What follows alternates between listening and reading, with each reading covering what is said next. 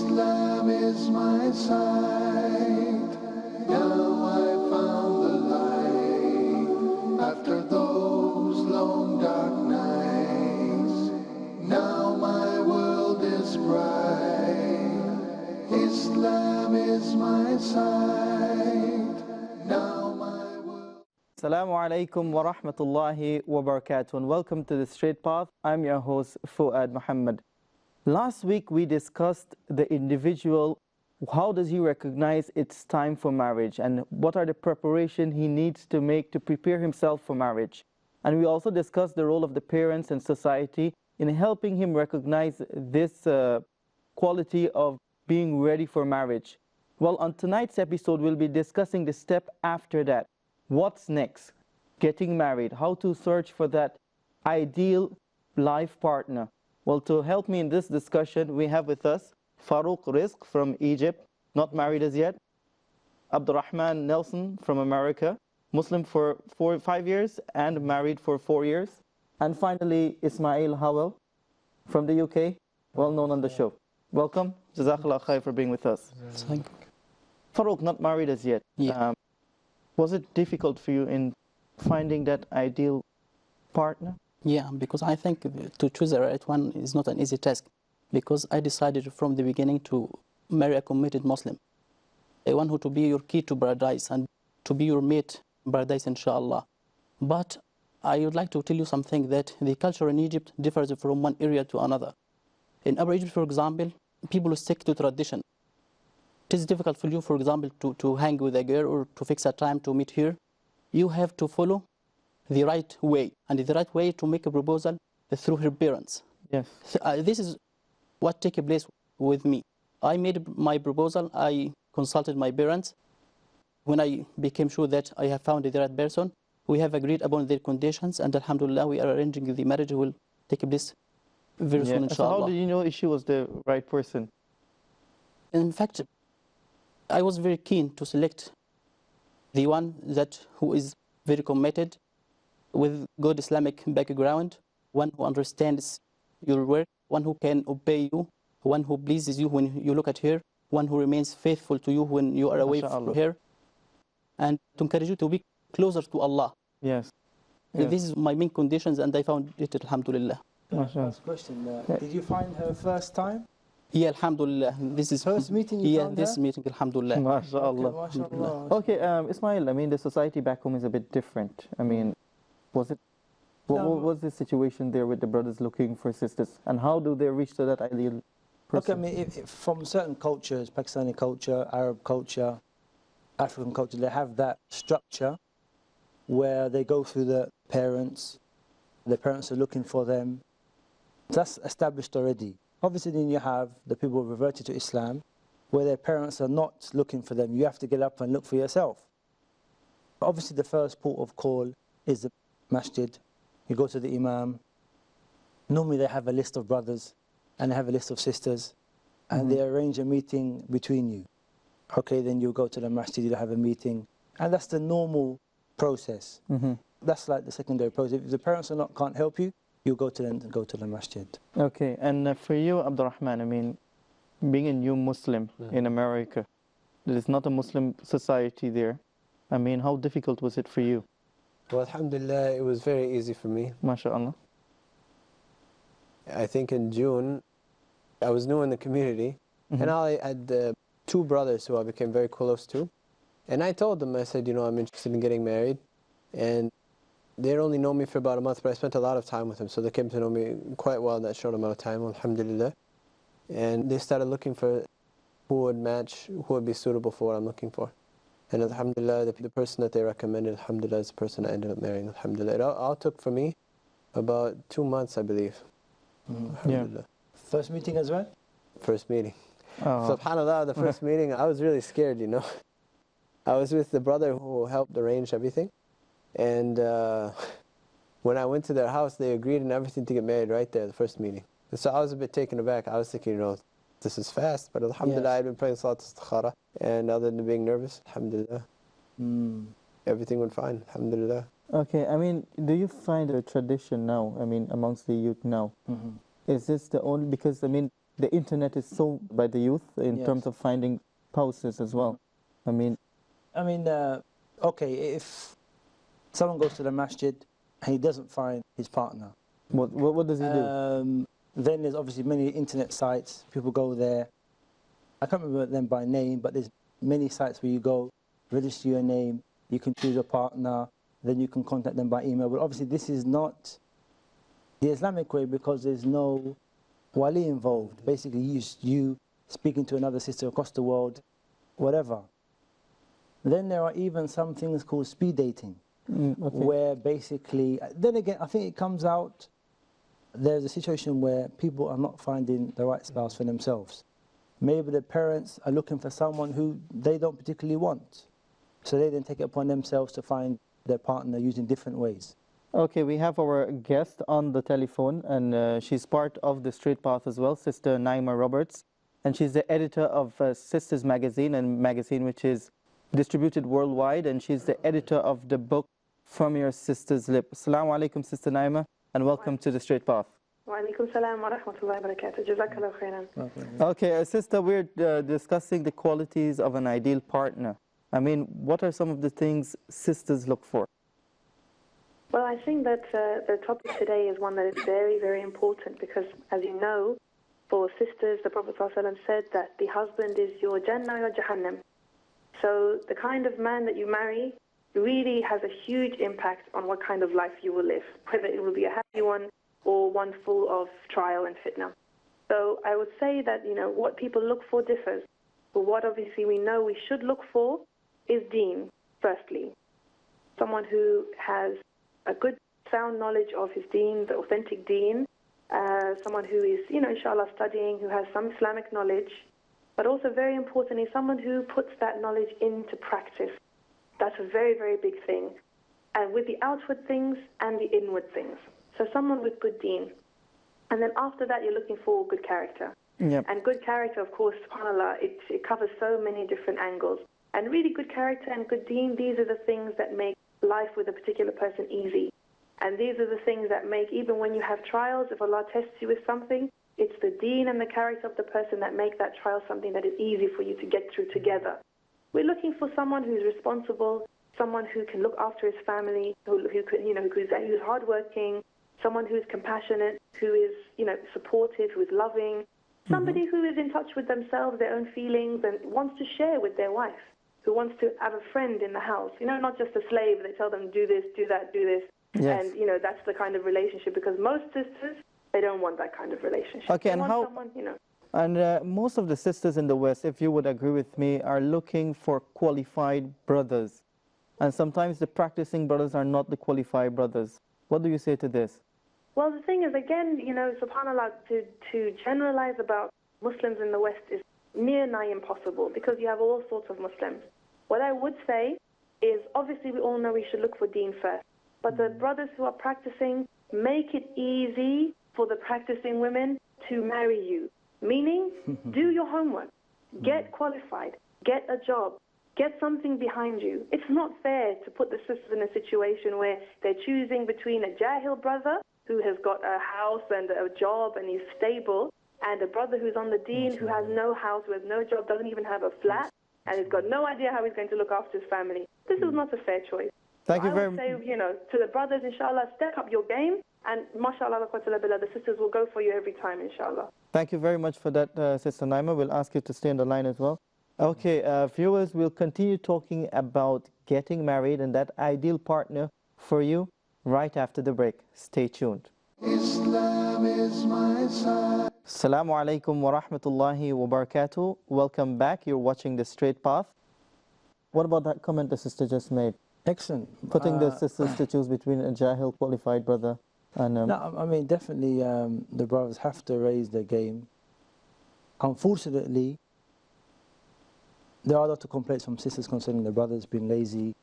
They are requiring the sisters to be obedient to their husbands, and yet on the other side, the husband is just lazy. This is not, but there are a lot of complaints from this side. So, yes, brothers need to step up their game. And then obviously the obedience from the wife will come. If you're doing your job, she'll do her job. you know. So mashallah, it's a very good comment, mashallah.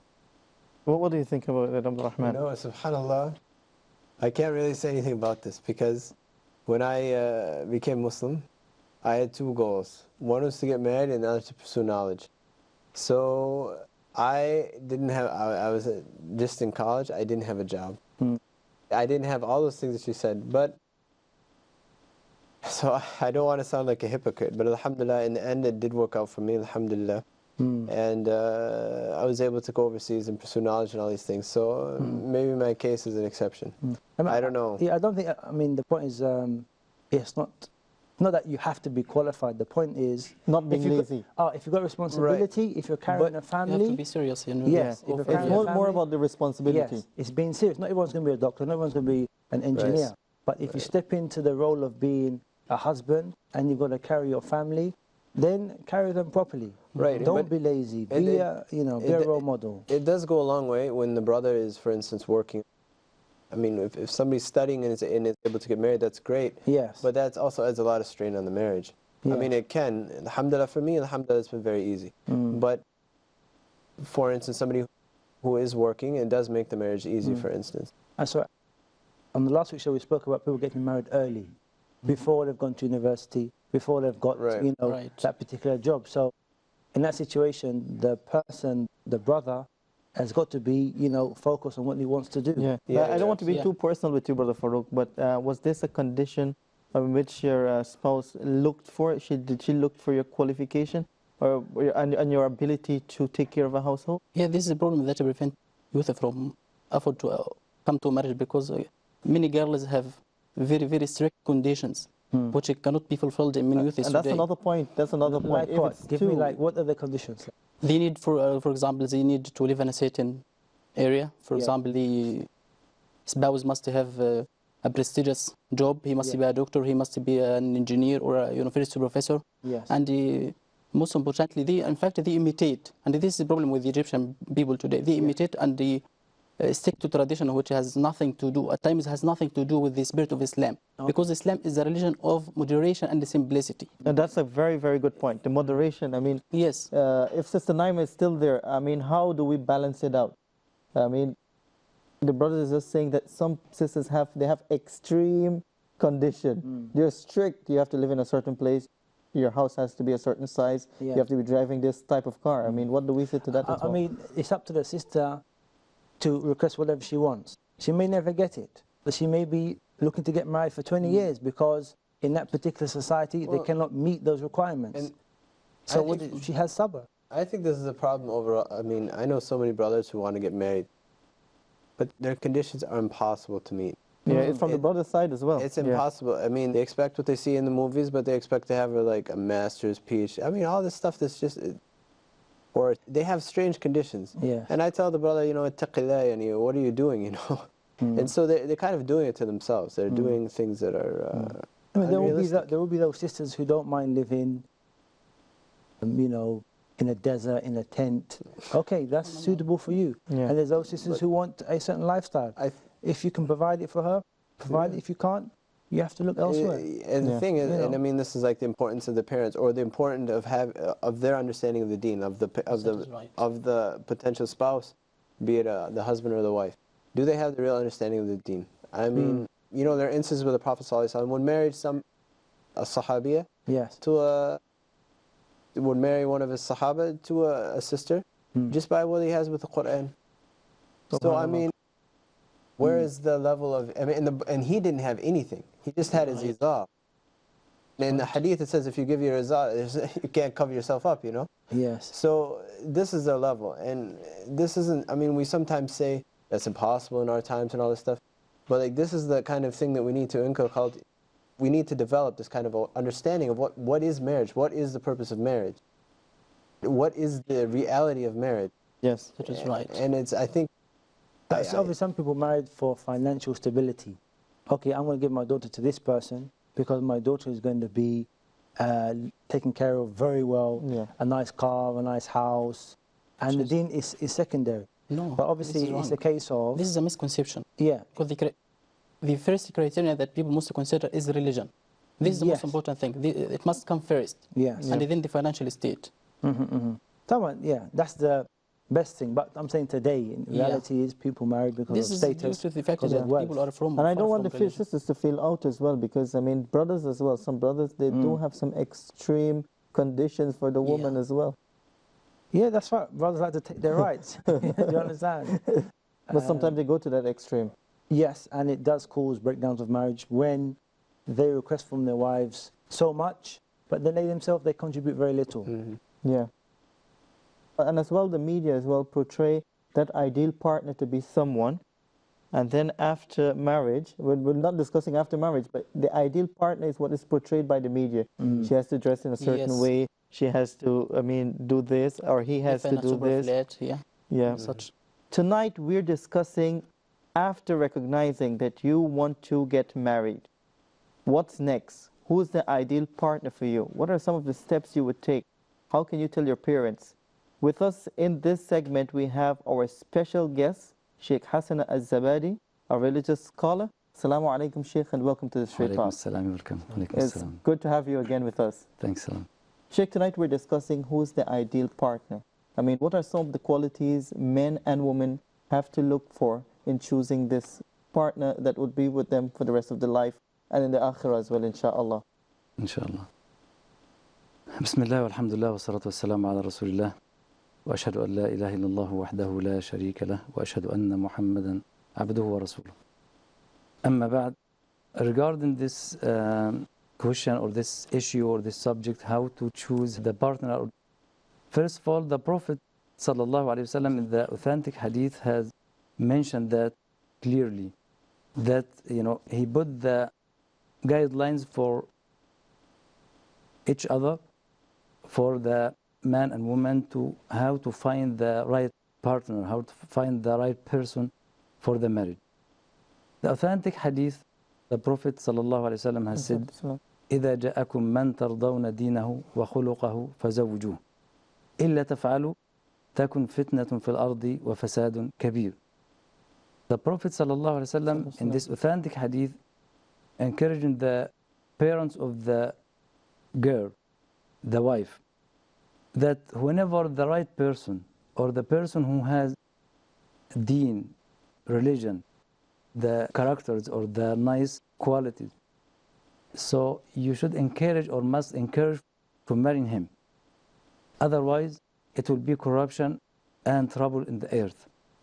In this hadith, the Prophet ﷺ was talking about the first condition, the first guideline to look for the deen, the religion, the faith of the person, how he respects Allah, how he believes in Allah, how is his faith, how he fears Allah, how he follow and practice the rules of Allah, glory be to him.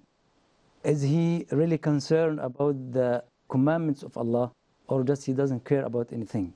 If he doesn't care about the commandments of Allah, the rules of Allah, how can he care about the wife, about the creature? And then to follow the saying and the sunnah of the Prophet ﷺ, the best husband, in the world, the best example for the husband, the Prophet has said, خيركم خيركم لأهله وأنا خيركم لأهلي. The best amongst you in the sight of Allah, glory be to him, is the best amongst you with his family, wife, and I am, the Prophet ﷺ, the best with my wife. So we should follow this, condition first, to choose the person according to his deen. Is he practicing his deen or not? About his faith. Is he praying or not? Is he following, as we mentioned, the sunnah of the Prophet? What is the relationship with this, with the woman, with the wife? If the partner doesn't care about Allah, doesn't follow the rules, the commands of Allah subhanahu wa ta'ala, so he will treat me according to his own idea, his own desires, and this will be a risk for the wife.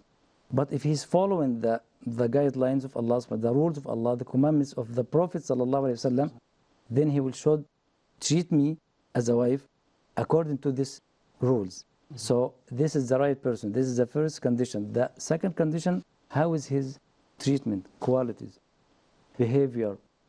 What is the relationship with this? If he is good manners, good qualities, if he is truthful, trustworthy, honest, if he practice his deen and follow this right way, he will fear Allah, with the wife, and he will follow exactly and treat her according to the rules of Allah and His Prophet sallallahu alaihi wasallam.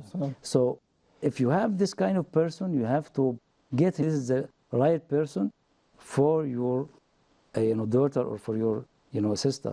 Otherwise, if you don't marry this kind of people, if you are not concerned about this kind of people, then and just concerned about other, conditions or other, choice, so this will be corruption in the earth and will be, a trouble. فتنة تكن فتنة في الأرض وفساد كبير.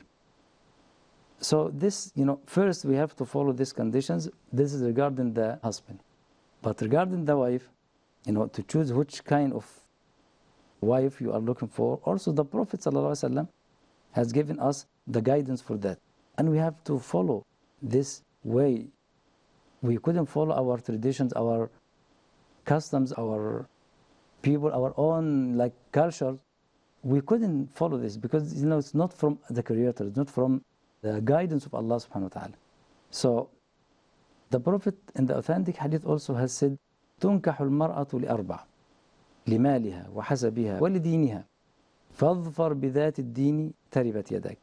The Prophet sallallahu alaihi wasallam in this authentic hadith has, telling us that people in general always marrying the woman for her beauty, for her wealth, for her relatives or tribes, and for her deen. So the Prophet encouraged us to choose the one who has deen. Leave the other, and because this is the permanent guidance, because to marry the woman for her wealth, the wealth is not, it's like temporary. It might go. It might go. For her pretty, after 30, after 40, everything gone. Will go. After, for her relative, what is the relationship with my relative? What is the benefit for me, for her relative? But for her deen, this is the best. And the Prophet has said, خير متاع الدنيا المرأة الصالحة. The best enjoyment, the best, in this life is the pious woman. The pious woman. Why the pious woman? Because the pious woman will fear Allah, will follow the rules of Allah, will respect Allah, respect the Prophet ﷺ, will respect her husband, will obey her husband, and be merciful with him, be kind, be gentle with him, be patient with him. So this is the jewelry, this is the right person you have to choose. And taribat yadak, otherwise, if you leave this kind, like religion, and take the other, then you have nothing. You have nothing except the dirt. I hope you stay tuned with us, inshallah, for the next episode. I leave you with Assalamu alaikum wa rahmatullahi wa barakatuh. I found the light after